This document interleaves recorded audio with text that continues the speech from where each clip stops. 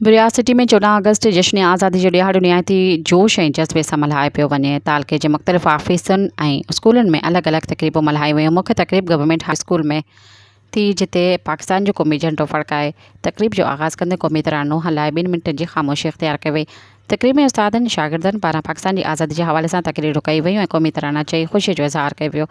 तक़रीब में मुख्य महिमान असिस्टेंट कमिश्नर प्रिया शाहिद हुसैन सरकी, वाइस चेयरमैन राना सग़ीर अहमद मुख्तियार कार, प्रिया नियाज़ हुसैन उजण, principal higher secondary school Zahid Hussain आरई समेत उस्तादनि, सहाफ़ियुनि, सियासी समाजी अॻवाननि, पहिरीं शहरीन ऐं शागिर्दनि वॾे अंग में शिरकत कई। तक़रीब खे असिस्टेंट कमिश्नर प्रिया ख़िताब कंदे चयो त पाकिस्तान असांजे लाइ लाज़वाल क़ुर्बानी जो समर आहे। असां सभिनी खे गॾिजी पंहिंजे मुल्क जी बका ऐं तरक़ीअ लाइ कमु करणो आहे। ताज़ो पब्लिक फ़ौज भारत के जंग में शिकस्त ॾेई सॼी दुनिया में पाकिस्तान जो नालो रोशन कयो आहे। ॿिए पासे असिस्टेंट कमिश्नर बिरियात सिटी जे ऑफ़िस में रेवेन्यू खाते जे अमलदारनि क़ौमी झंडो फड़कायो वियो ऐं पाकिस्तान ज़िंदाबाद, पाक फूड ज़िंदाबाद जा नारा हणी रैली कढी वई।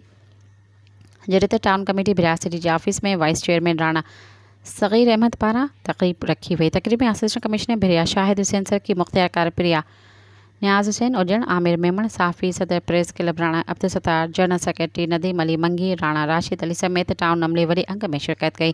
तक़रीब दौरान पाकिस्तान जी आज़ादी जे ॾियारे जे हवाले सां क़ौमी झंडो फड़कायो वियो ऐं आज़ादी जो केक काटे तक़रीब मल्हाई वई। जंहिंखां पोइ टाउन ऑफ़िस खां प्रेस क्लब ताईं पाकिस्तान ज़िंदाबाद, पाक फ़ौज ज़िंदाबाद जी रैली कढी ख़ुशी जो इज़हार कयो वियो। सब्सक्राइब कयो अवामी न्यूज़ HD खे ऐं ताज़ा तरीन ख़बरुनि लाइ ॾिसंदा रहो अवामी न्यूज़ HD।